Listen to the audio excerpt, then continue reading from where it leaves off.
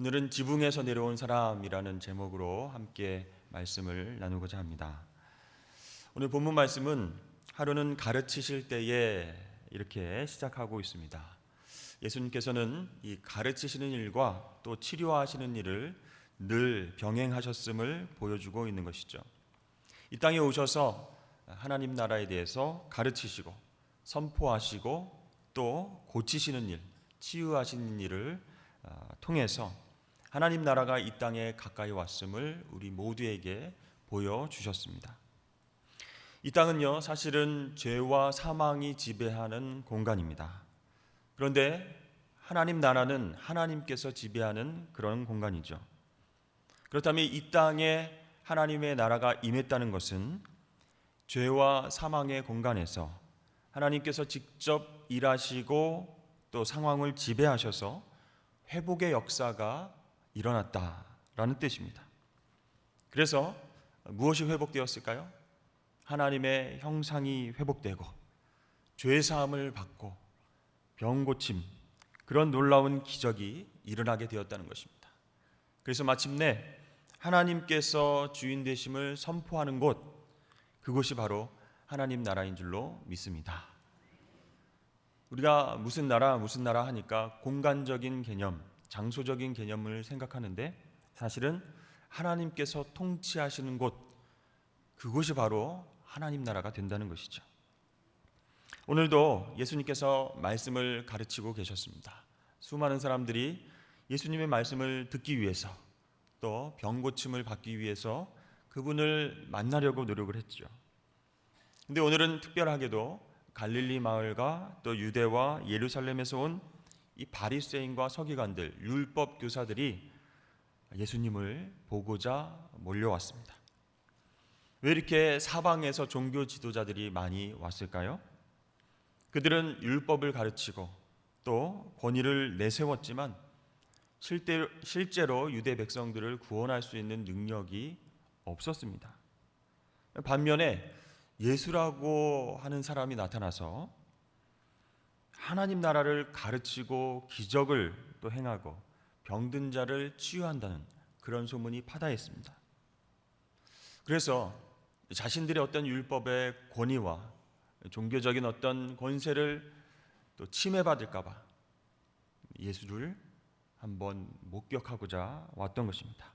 그래서 율법에 조금이라도 위배가 되거나 또 이단 사상인 것 같으면 예수를 재판에 회부해서 현장에 체포하려고 그런 꼬투리를 잡기 위해서 사방에서 율법 교사와 사두개인과 바리새인들이 몰려들었던 것이죠. 그때 중풍병자를 예수님 앞으로 데리고 오는 4명의 친구들이 굉장히 다급해졌습니다. 여러분, 중풍이라고 하는 병은요, 서양 의학에서는 뇌졸중이라고 이야기를 합니다. 이 뇌졸중이라고 하는 병은요, 갑자기 우리의 몸이 마비가 되고 인사불성이 됩니다. 그래서 넘어지기도 하고 균형을 잡지 못하고 또 언어 장애가 함께 찾아오는 병이죠. 또 수많은 다른 후유증을 낳게 되는 그런 무서운 병입니다.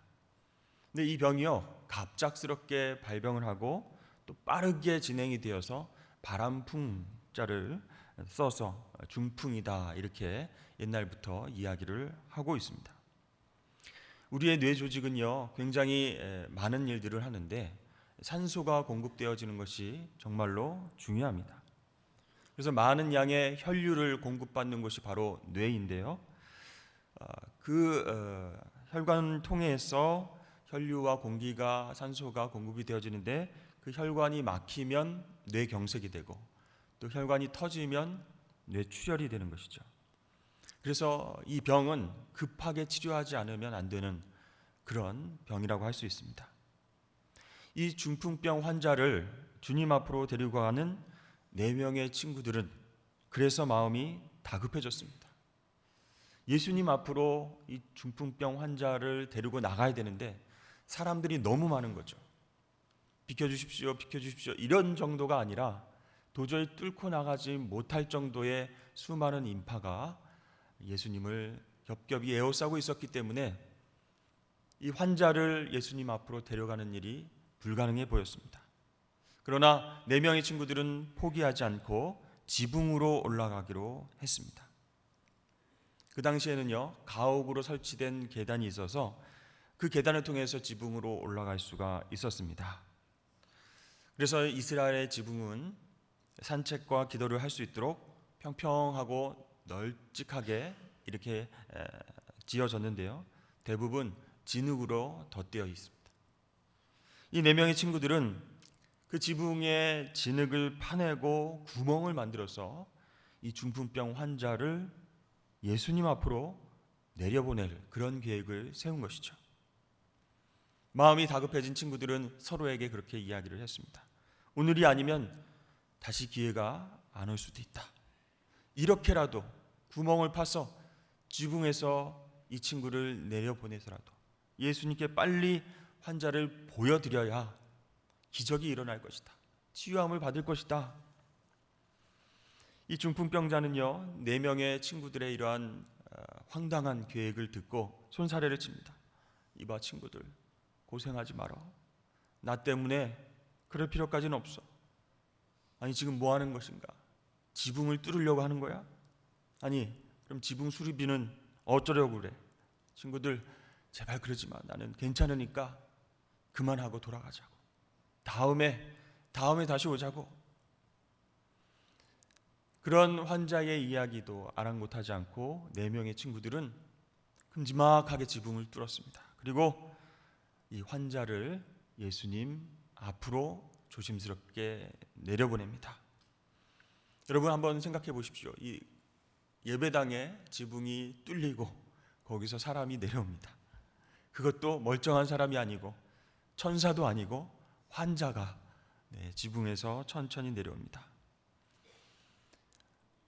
이러한 광경을 목격한 사람들은 굉장히 놀랐겠죠. 그리고 그 안에는 종교 지도자들도 보고 있었습니다. 그런데 그들은 삐뚤어진 마음으로 그 장면을 보면서 속으로 생각하죠. 여태까지 본 적이 없는 엄청난 쇼를 연출하고 있구만. 분명 저 예수라는 자는 저 사람들을 돈 주고 사서 능력을 보여주는 것처럼 각본 짠 것이 확실하다. 환자는 마침내 병이 다 나았다고 일어나서 춤추고 사람들은 환호성을 지르면서 박수를 치겠지?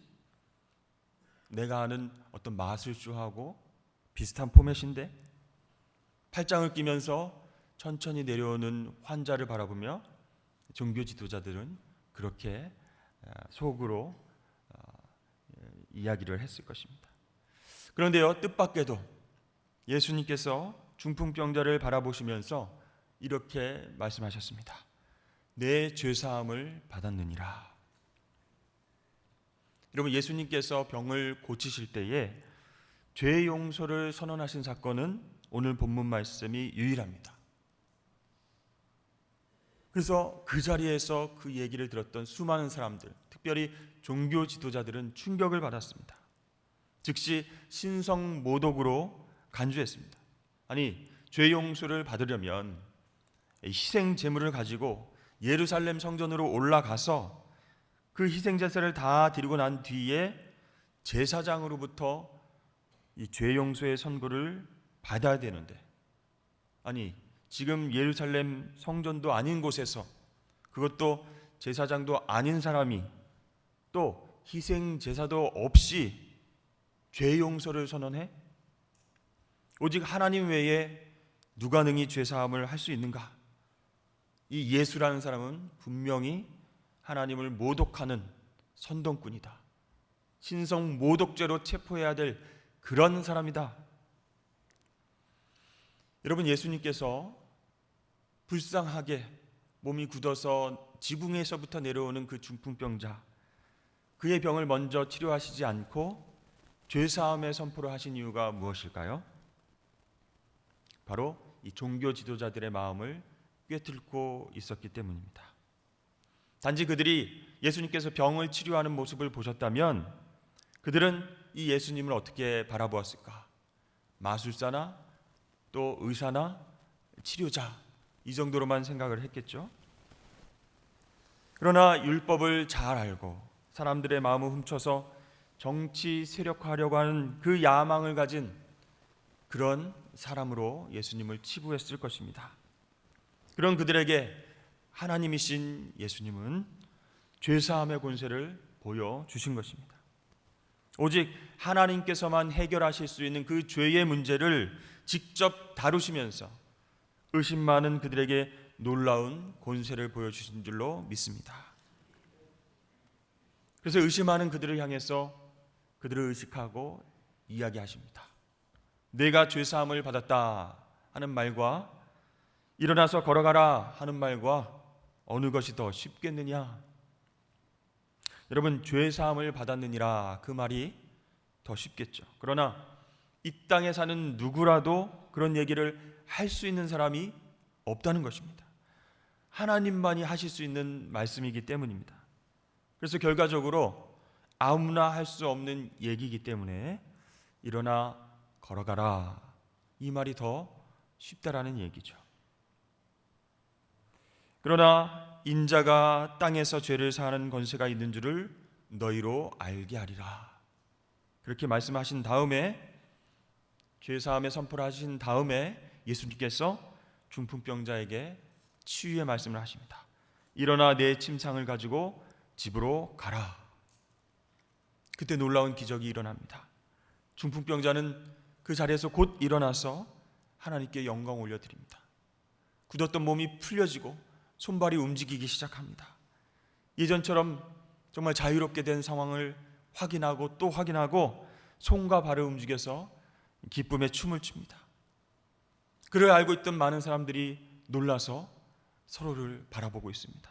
한참을 걷고 뛰다가 하나님께 영광 올려드리는 찬양을 드리다가 이 중풍병자는 침상을 들고 자기 집으로 돌아가게 됩니다. 우리는 이 기적 사건을 바라보면서 이 중풍병자를 데리고 온 4명의 친구들의 믿음과 또 종교 지도자들의 믿음 없음이 극명하게 대조되는 그런 것을 바라보게 됩니다. 여러분, 4명의 친구들은요, 지붕을 뚫고 이 환자를 내려보냄으로써 믿음을 직접 예수님 앞에서 보여주었습니다.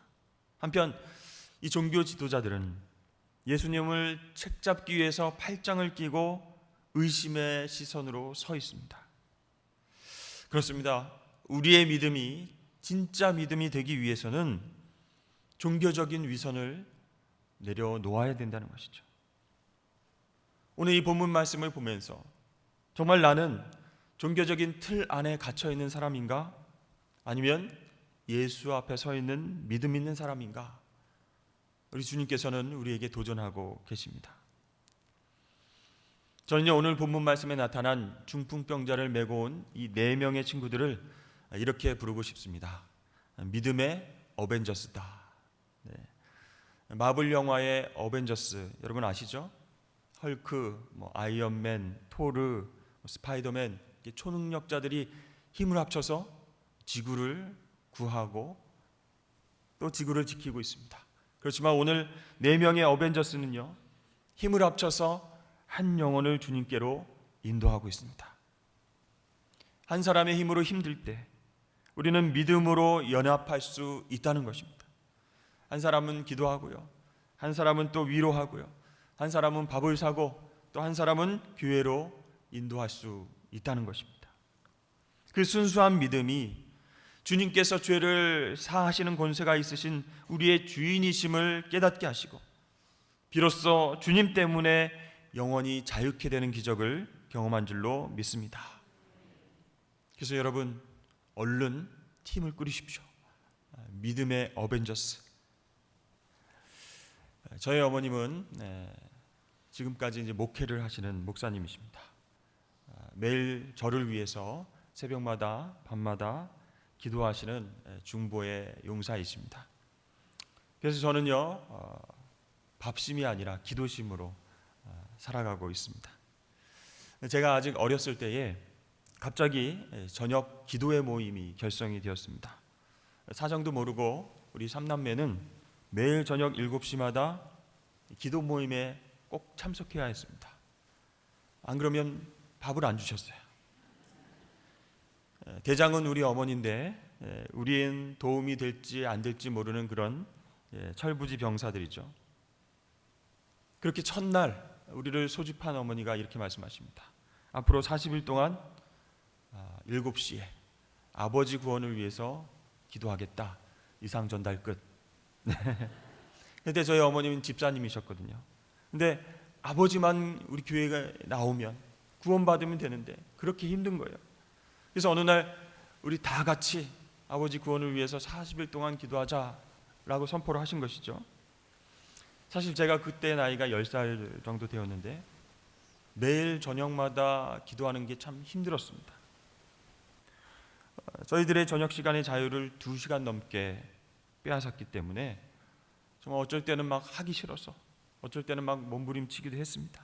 그렇지만 저도 성령께서 감동을 주시는 날이면 아빠를 구원해 달라고, 혼자 지옥 가면 안 되지 않냐고 울면서 기도하곤 했습니다. 그렇게 40일이 지났는데요, 정말 40일 다음 날 놀라운 기적이 일어났습니다. 우리 3남매와 저희 어머니는 영적으로 죽어가는 아버지, 정말 중풍병자와 같이 총각을 다투는 그런 상황 속에서 그 아버지를 침상에 눕히고 낑낑거리며 지붕으로 올라갔고 예수님 앞으로 아버지를 내려놓았습니다. 그때 저희 아버지는 예수님을 만났고 죄사함을 받았습니다.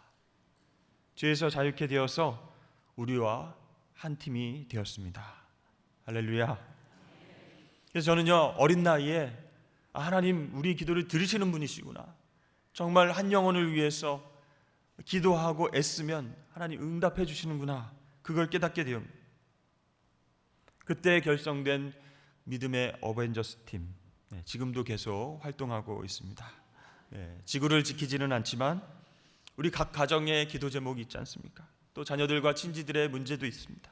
교회와 열방을 향한 기도 제목들을 급할 때면 서로 연락하고 중보기도 하면서 연락을 합니다. 얼마나 든든한지 모릅니다. 여러분, 믿음의 동역자들과 함께 기도하실 수 있기를 축복합니다. 그리고 한 영혼을 위해서 애쓰시길 바랍니다. 그 영혼이 회복되어서 우리와 함께 예배하고 찬양 드리는 모습을 꿈꾸시길 바랍니다. 그리고 그 믿음을 주님 앞에서 보이십시오. 그러면 되는 것입니다.